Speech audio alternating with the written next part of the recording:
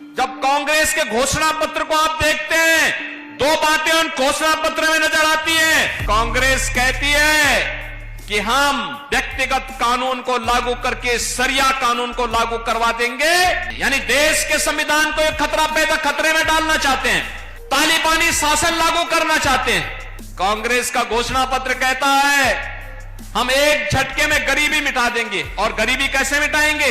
यानी आपकी संपत्ति को हड़प करके बेटी और माताओं के, बहनों के जो उनके गहने होंगे उनको ये लोग जब्त करवाने की साजिश रच रहे हैं। दूसरी तरफ कांग्रेस, समाजवादी पार्टी और अलग अलग धड़ों में बटे हुए दल हैं जो अपने राज्यों में तो एक दूसरे के खिलाफ लड़ रहे हैं, लेकिन राष्ट्रीय स्तर पर मोदी जी को रोकने के लिए वे इंडी गठबंधन बना करके उनके द्वारा कहीं न कहीं बैरियर बनाने का प्रयास हो रहा है। आप देखो उनकी सोच ही क्या। जब कांग्रेस के घोषणा पत्र को आप देखते हैं, दो बातें उन घोषणा पत्र में नजर आती हैं। एक, कांग्रेस कहती है कि हम व्यक्तिगत कानून को लागू करके सरिया कानून को लागू करवा देंगे। इसका मतलब बाबा साहब भीमराव अंबेडकर के द्वारा बनाए गए संविधान के लिए ये लोग खतरा पैदा करना चाहते हैं, यानी देश के संविधान को एक खतरे में डालना चाहते हैं, तालिबानी शासन लागू करना चाहते हैं। क्या हम तालिबानी शासन को स्वीकार करेंगे? क्या यह देश तालिबानी शासन को स्वीकार करेगा? और दूसरी तरफ क्या कहते हैं? कांग्रेस का घोषणा पत्र कहता है हम एक झटके में गरीबी मिटा देंगे। और गरीबी कैसे मिटाएंगे?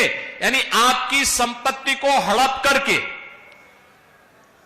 बेटी और माताओं के, बहनों के जो उनके गहने होंगे उनको ये लोग जब्त करवाने की साजिश रच रहे हैं। यानी देश को तो इन्होंने 60 दशक, 6 दशक तक लूटा और अब कह रहे हैं कि हर संपत्ति पर ये लोग डकैती डाल करके उसको जबरदस्ती अपने कब्जे में ले लेंगे और फिर उसका बंदर बांट करेंगे। क्या आप स्वीकार करेंगे कांग्रेस की उसी चेष्टा को? बहनों और भाइयों, सही मायने में अगर आपने देखा है जो नारा दादी ने दिया वही आज तोती की तरह पोता भी वही रट रगाई बैठा हुआ है। गरीबी हटाएंगे। अरे कब गरीबी हटाएंगे? 65 वर्षों तक शासन करने का अवसर मिला, तब तो कुछ नहीं कर पाए। और आज जब सत्ता से बेदखल भारत की जनता जनार्दन ने कर दिया है, अब उनको फिर गरीबी हटाने की बात नजर आ रही है। बहनों और भाइयों, मैं इसीलिए कहने के लिए आया हूं, गरीबी सही मायने में किसी ने हटाई है और उसको हटाने का कार्य किया है।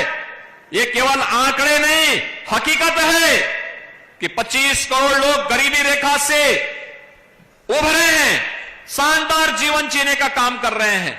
और आज इसी का परिणाम है 80 करोड़ लोगों को राशन की सुविधा का लाभ 4 वर्ष से लगातार प्राप्त हो रहा है।